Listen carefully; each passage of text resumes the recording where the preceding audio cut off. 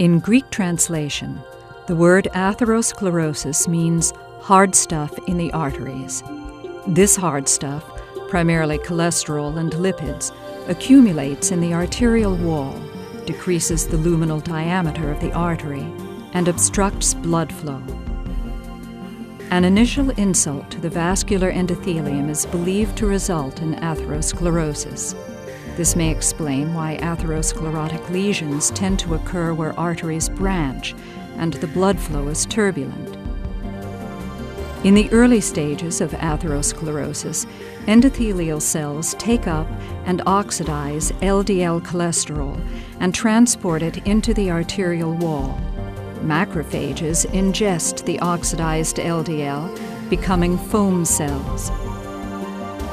Foam cells form the earliest lesions of atherosclerosis, called fatty streaks. However, not all fatty streaks lead to atherosclerosis. These lesions can get larger and thicker, eventually developing a tough, fibrous cap. At this point, symptoms of myocardial ischemia due to inadequate blood flow can occur as a result of occlusion of the arterial lumen by the atherosclerotic plaque. Most cases of unstable angina and myocardial infarction are thought to occur when the fibrous cap ruptures, exposing the underlying cholesterol core to the bloodstream. The subsequent activation of clotting factors causes an acute thrombosis, which suddenly blocks most or all of the blood flow through that artery.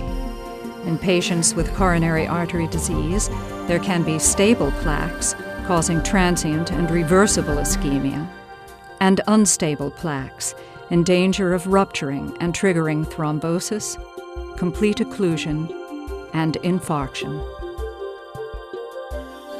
In order for the heart to function properly, it requires a constant supply of oxygenated blood. Blood is supplied to the working heart muscle through the right coronary artery, the left anterior descending coronary artery, and the left circumflex coronary artery. Each of these arteries supplies blood to specific regions of the myocardium. Coronary artery disease can be defined as a condition that reduces the blood flow through the coronary arteries to the myocardium by a pathological process called atherosclerosis. As an atherosclerotic plaque forms over time in the arterial lumen, blood flow may be decreased. The severity of the disease is a function of the size of the plaque. In patients with chronic stable angina, the arterial lumen is narrowed so that there may be adequate flow at rest. But during exercise, the myocardium cannot get all the blood it needs, resulting in myocardial ischemia. Ischemia typically causes chest pain, called angina pectoris. This ischemia subsides when the patient rests and the myocardial oxygen requirement is reduced. In some patients, this stable situation can deteriorate with worsening angina that may occur even at rest. This is called unstable angina. Although the anginal pain may be severe, it is a result of transient and reversible ischemia. However, with total loss of blood flow, myocardial cells die in an irreversible process known as infarction. If the infarction is large enough, the ventricle may be unable to function properly, and a greater burden of work is placed on the remaining viable myocardium.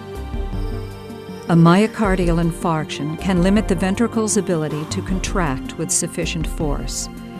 If severe enough, this could potentially result in congestive heart failure. The diastolic filling pressure causes the weakened ventricle to dilate. This results in a vicious cycle of ventricular stretching, dilation, progressively weaker contractions, declining ejection fraction, and worsening heart failure. The patient's prognosis is serious and could result in death.